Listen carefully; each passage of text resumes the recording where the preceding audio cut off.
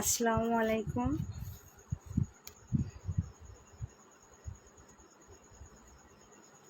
প্রিয় গ্রাম পুলিশ ভাই ও বোনেরা, আসলে লাইভ আসার ইচ্ছা নাই, শরীর ভালো না, তারপরেও আসলাম। অনেকজন আমার নেটওয়ার্কের সমস্যা, আমার ওয়াইফাই লাইনটা প্রবলেম করছে, এই জন্য আবার নেট কিনে তারপরে আবার আমি লাইভে আসলাম আপনাদের মাঝে কিছু কথা বলার জন্য। আপনারা যে ফেসবুকে বিভ্রান্তি ছড়াচ্ছেন, আসলে এটা ঠিক না। আসলে আমি চলে আসছি ঢাকার থেকে, ঠিক আছে, আমি কিন্তু পোস্ট করছি একটা, এটা আমি কিন্তু একেবারে চলে আসছি আমাদের সংগঠন, আমাদের যে ভিতরে মানে মনোমিল হয়েছে সে এরকম কোনো কিছু না। আমাদের সবাই আমরা ঠিক আছি, আমাদের কোনো সমস্যা নাই, আমাদের ভিতরে কোনো মনোবল হই নাই। আসলে আমি সমস্ত কাজ গুছাইয়ে থুয়ে তারপরে আসছি, যেন কোনো সমস্যা আমি না থাকলেও যেন কোনো সমস্যা না হয়, হবে না, সেই জন্য আসছি। আসলে আমি কালকে রাত্রেই খুব অসুস্থ ছিলাম, আমি খুবই অসুস্থর মধ্যে ছিলাম, তো এই জন্য দেখলাম যে এখানে থাকলে আমি আরও অসুস্থ হলে আমার তো সমস্যা হবে। আর আমার ছোটো বাচ্চাটাও অসুস্থ, অনেক ঠান্ডা লাগছে, জ্বর, আমি জ্বর অবস্থায় রেখে গেছি, ফোন করছিলাম কালকে, ঠান্ডা লাগছে, সব মিলেই আমি সকালে চলে আসছি। আসলে আমার নিজের অসুস্থর কারণে চলে আসছি, অন্য কিছুর জন্য না। আমাদের মধ্যে সব ঠিক আছে না, আমাদের মধ্যে কোনো মতমিল আছে, কোনো কিচ্ছু নেই। আমরা আসলেই আমাদের ভিতরে কোনো সমস্যা নাই, আমাদের ভিতরে কোনো ঝামেলাই হয় নাই, আমাদের ভিতরে কোনো ঝামেলা ঝামেলা কোনো কিছুই হয় নাই। আমি মূলত অসুস্থর কারণে আসছি, যে অসুস্থ, এখানে অসুস্থ অবস্থায় থাকলে আমাকে দেখবে কে, দেখার মতো তো এখানে কাউকে লাগবে। আসলে আমার সাথে একজন ছিল, তারপরেও আমি মনে করি যে আমার এখানে থাকাটা সেফ না। আমি আসছি, বাসে আসছি, আজকে খুব কষ্ট করে আসছি, যে 8টা ঘন্টা জার্নি করে আসছি, আমি খুব কষ্ট করছি, আসলে খুব অসুস্থ। আমার বাসের মধ্যে যারা ছিল তারা বলতে পারবে যে আমি অসুস্থ। আপনারা এখানে এক একজনে এক এক রকমের মন্তব্য করছেন, এক এক রকম আমাকে নিয়ে ট্রোল করতেছেন, আসলে আমি বুঝি না। তারপর একটা ব্যাপার হচ্ছে, আসলে আমরা মানুষ কেমন মানুষ, যে কি বলবো, কিছু বলার নেই ভাই। আমি আসলে কমেন্টগুলো পড়তে গেলে, আপনাদের কমেন্টের উত্তর দিতে গেলে আমি কথা বলতে পারবো না, তার জন্য কমেন্টগুলো পড়ি না।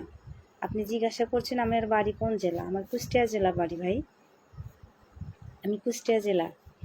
তো যাই হোক, আপনাদের সবার কমেন্টের উত্তর হয়তো আমি পরে পড়বো, পরে উত্তর দিব, কিন্তু এখন আমি আসলে কমেন্টগুলো পড়ছি না, এই জন্য আমি দুঃখিত। ওয়ালাইকুম আসসালাম ভাই। তো আমার কাছে কথা হচ্ছে যে আপনারা এমন কেন টোল করেন, কেন কাউকে নিয়ে টোল করে, এটা ভালো কিছু না তো, এগুলো করতে হয় না ভাই।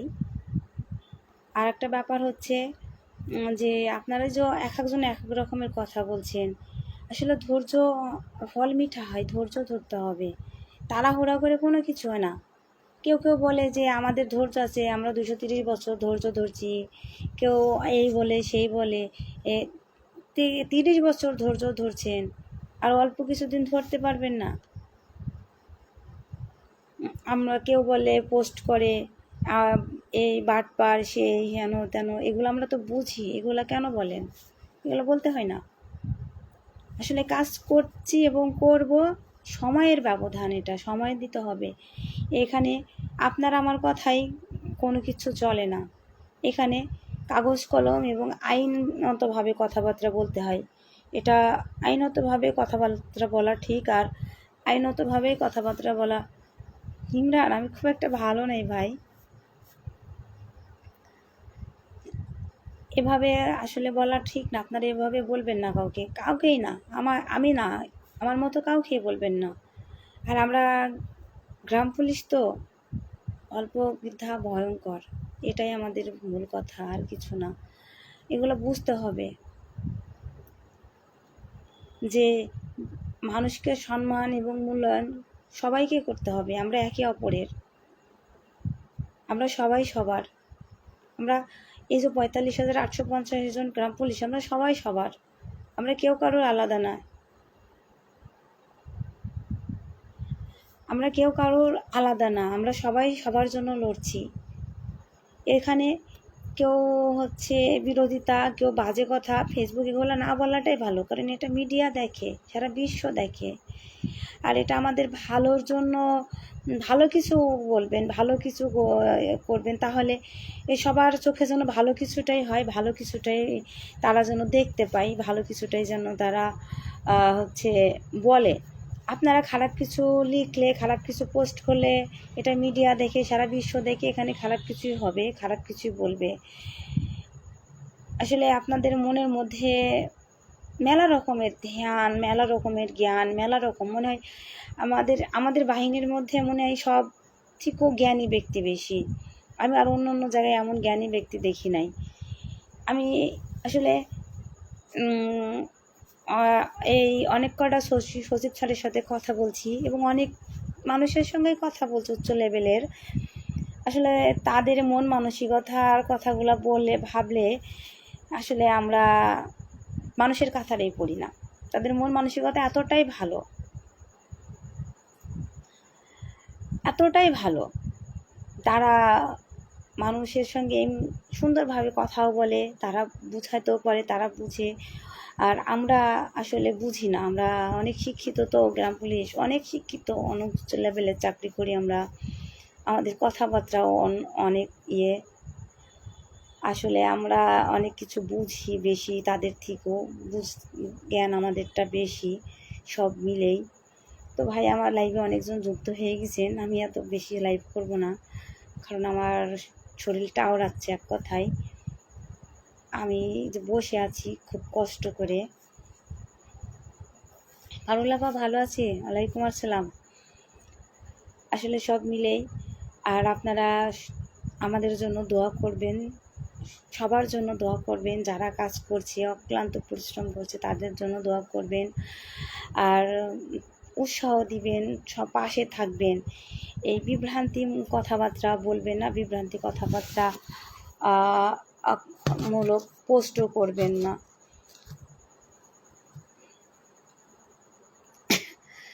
দেখেন, এতদিন রাস্তায় আছি, এতদিন পরিশ্রম করছি আপনাদের জন্য। আসলে আমরা এখনো হতাশ হই নাই, আমরা কোনো মানে অধৈর্য হই নাই।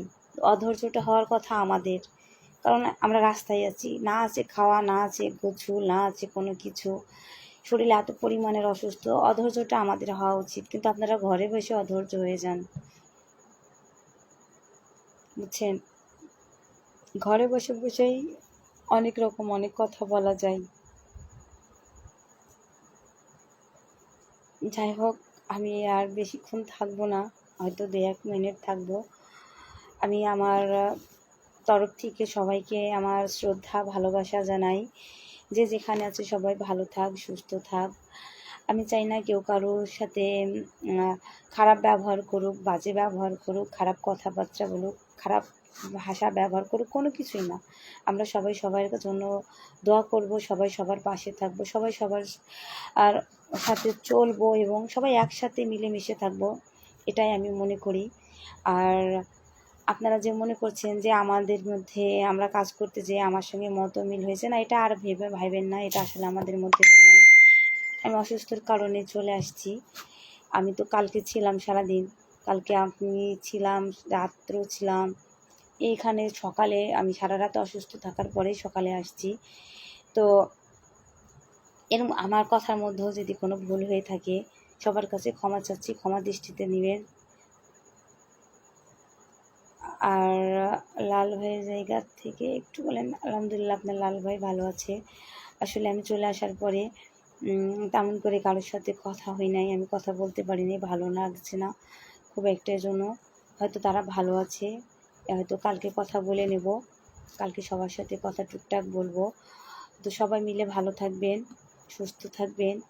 আর সবাইকে আমার ভালোবাসা রইল, সবার প্রতি আমার শ্রদ্ধা রইল, সম্মান রইল। আশা করব সবাই সবার জায়গা থেকে সুস্থ থাকবেন।